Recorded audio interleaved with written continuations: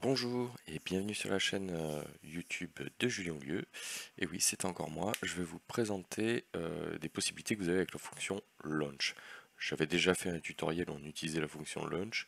Je vais le faire là et redétailler. Donc, c'est-à-dire qu'on va voir comment utiliser un lien, c'est-à-dire qu'on voudrait mettre du texte et faire un lien hypertexte au travers justement soit d'un bouton ou d'une carte texte, enfin d'un contrôle texte.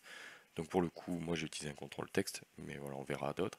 Et des possibilités que vous avez d'ouvrir votre boîte mail Outlook, hein, ou après je ne sais pas ce que vous utilisez comme outil, mais en fait ça utilise l'outil par défaut de votre ordinateur. Donc moi j'utilise Outlook. Et donc quand vous allez cliquer sur Email en ouvrant Outlook, automatiquement ça va vous ouvrir votre boîte d'email pour composer un message. Et on verra que vous avez différentes possibilités. La possibilité de remplir à qui vous allez envoyer ce message, la possibilité de remplir à qui vous allez envoyer ce message et l'objet que vous souhaitez qu'il y ait déjà marqué dans le mail, la possibilité d'avoir la personne qui va être destinataire plus quelqu'un qui soit en copie, alors CC pour copie carbone, et un objet, la possibilité de le faire avec un destinataire, une copie carbone du coup, et une copie carbone invisible pour la personne qu'on voudrait cacher au reste des destinataires, et l'objet aussi en ouvrant Outlook. Et le dernier, vous avez carrément un email, un, un destinataire en copie, un objet, et en dernier, vous aurez aussi la possibilité d'avoir un corps de texte déjà pré-rempli qui vous permettra déjà d'avoir ben, une grosse partie du travail de fait lorsque vous voulez envoyer un email. Vous aurez peut-être plus qu'à rajouter 2-3 informations qui seraient peut-être attrait à un élément que vous utilisez dans vos applications ou autres. Donc, pour commencer, on va déjà aller voir un peu ce que font les différentes choses. Donc ici, c'est un lien de documentation qui vous expliquera quels objets, quelles particularités vous mettrez pour pouvoir justement avoir juste le destinataire et l'objet, le destinataire, une copie et l'objet, et ainsi de suite. Donc c'est dans ceci que vous trouverez. Donc ça, c'est la fonction launch basique, et je vous montrerai du coup comment elle est écrite. Si on fait email en ouvrant Outlook, lorsque je vais cliquer, automatiquement, il m'ouvre un email. Vous avez déjà donc la signature que vous utilisez au sein de votre entreprise ou au sein de votre boîte mail personnelle, hein, c'est comme vous le souhaitez, et l'objet, enfin le destinataire n'est pas rempli. Donc là, j'ai vraiment fait un truc basique, ça ouvre votre boîte aux lettres Outlook et vous n'avez plus qu'à remplir un message. Vous allez me dire, ça sert pas à grand chose. C'est vrai, mais pour le coup, je ne sais pas si vous en aurez l'utilité, donc je voulais tout vous présenter. Donc pour ceci, en fait, la formule, elle est toute bête. On va utiliser launch.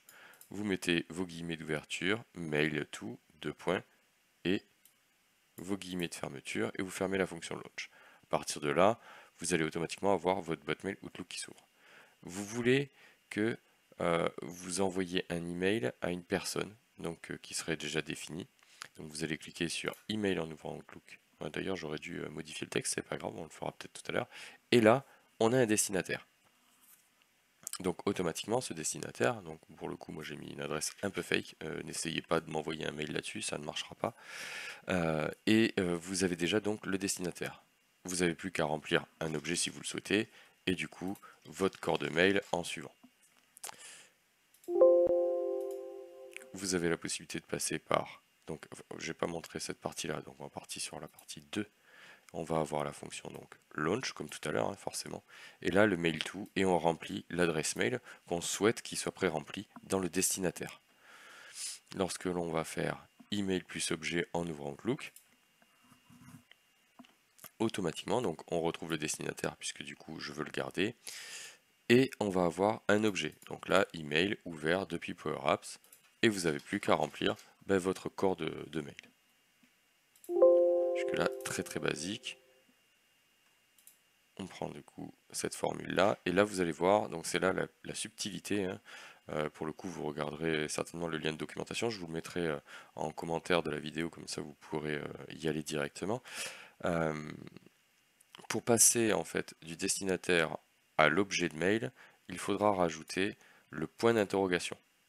Et c'est que dans ce cas-là que ça se présentera, ce sera le point d'interrogation pour passer du coup du destinataire à l'objet. Vous devrez marquer donc en anglais forcément que c'est l'objet, donc ce qui s'appelait le subject, mettre un égal, et là vous taperez le corps du mail que vous souhaiterez.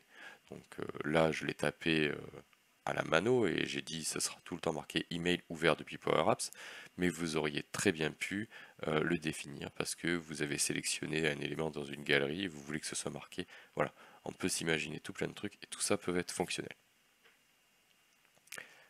Dans la partie 3, partie 4, pardon, on va se retrouver avec la possibilité d'avoir donc un destinataire, un email en copie carbone et un deuxième email en copie carbone. Alors on pourrait très bien en mettre qu'un seul, ça c'est vous qui verrez si vous rajoutez justement le point virgule ou pas, et vous pourrez rajouter autant d'adresses mail que vous voulez. Si vous en voulez en mettre 10, 15, 20, 30, vous pouvez, il n'y a pas de problème. C'est juste que il faudra penser à mettre des points virgules entre chaque email que vous voudrez ajouter dans l'intitulé copie carbone, CC. Ça marchera pareil d'ailleurs dans le CCI, si vous voulez rajouter plusieurs adresses email, il faudra rajouter un point virgule entre chaque adresse email. Donc on a vu, j'ai pas dit, mais il y a bien l'objet, et vous trouverez du coup plus que la possibilité, enfin vous pourrez changer l'objet bien sûr, mais vous avez la possibilité du coup de remplir le corps de mail. J'espère que je vous ai pas perdu, que c'était pas trop compliqué. Donc on passe à la partie 4, et la partie 4, donc on voit bien qu'on utilise toujours la même fonction, hein. C'est vraiment launch, launch, launch qu'on va utiliser dans tous les cas. Par contre on va utiliser des opérateurs différents. Donc toujours le destinataire avec mail2. Pour passer à la partie copie cachée, enfin copie carbone pardon, on va mettre le petit point d'interrogation, on va mettre notre email en copie carbone. D'ailleurs là je me suis raté, je vais le modifier de suite puisque du coup c'est pas comme ça que ça fonctionne. C'est ça que je voulais mettre. Hop là. Du coup je vais vous le modifier de suite en direct pour que vous puissiez le comprendre et que ce soit pas perturbant. Voilà. Hop là, je remets. Et donc, comme on le voit, donc vous allez avoir vos emails en copie carbone, donc la copie basique, hein, qui sont agités les uns derrière les autres en les séparant par des points-virgules. Et ensuite, si vous voulez rajouter du coup le subject en plus, on va rajouter l'opérateur et du coup subject. Donc pour les copies, enfin pour les emails que vous souhaiterez rajouter en copie en fait dans un email lancé comme ceci, il faut mettre cc égale et là vous rajoutez vos emails. On va voir du coup qu'on peut aussi remplir la partie copie carbone invisible. Et donc dans la copie carbone invisible, vous allez voir qu'on utilise encore un autre opérateur. Donc je prends le 5 et là vous allez voir encore une fois. Ah d'ailleurs j'ai oublié encore un truc, eh ben, c'est bien Julien, tu as fait ça un peu trop vite, je m'en excuse. Et j'espère que vous comprendrez tous cette vidéo. Hop là.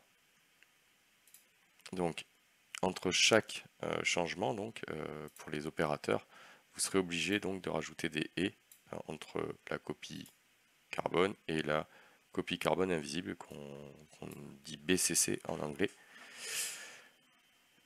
Et vous rajouterez vos emails. Donc là, j'avais mis email, copie carbone invisible, mais j'aurais très bien pu rajouter un autre email derrière en rajoutant justement point virgule, le nouvel email et ainsi de suite. Donc bien sûr, la liste d'emails que vous rajoutez, pareil que quand vous voulez mettre un objet de mail lié à une galerie ou autre, vous pourriez très bien dire que vous envoyez le mail à tous les destinataires qui sont liés à tel élément parce que vous aviez déjà rempli les adresses mail de tel élément. Et donc, ça récupérera toute la liste des adresses mail et vous les rajouterez là. Et pour le dernier, donc avec l'objet, donc là vous allez avoir votre objet qui est rempli. Et donc, bon, pour le coup, je vais pas redemander de mettre la copie carbone invisible, mais on aurait très bien pu rajouter des mails en plus. Voilà. J'espère que ce petit tuto vous aura aidé pour appréhender la fonction launch et que du coup, vous ne serez pas perdu les prochaines fois que vous voudrez le faire. Donc, le lien de la documentation, donc on peut le voir, c'est celui-ci. Je vous le mets dans le commentaire de la vidéo. Et du coup, ça c'est un label texte que j'ai utilisé. Vous avez la possibilité aussi, alors pour le coup, celui-ci je vais vous le montrer en entier, c'est d'utiliser du texte HTML. Et dans du texte HTML, vous dire que vous mettez tout un corps de texte HTML. Et par contre, vous allez utiliser la balise A avec href. Vous allez rajouter votre lien que vous voudriez ouvrir. Hein. Donc là, j'ai mis Google par exemple, que vous mettrez entre cotes simples, bien sûr. Parce que si vous mettez entre double cotes, ça ne marchera pas. Et ici, le texte que vous voudriez mettre. Donc là, j'ai mis href Google ici, votre accès à Google ici, mais j'aurais pu mettre que c'était là. Et automatiquement, ça change là. Et quand on vient là et qu'on clique, automatiquement, il me lance Google. Voilà. Donc, je vais vous mettre ces différentes possibilités du launch dans les commentaires de la vidéo. J'espère que ce tutoriel vous aura plu.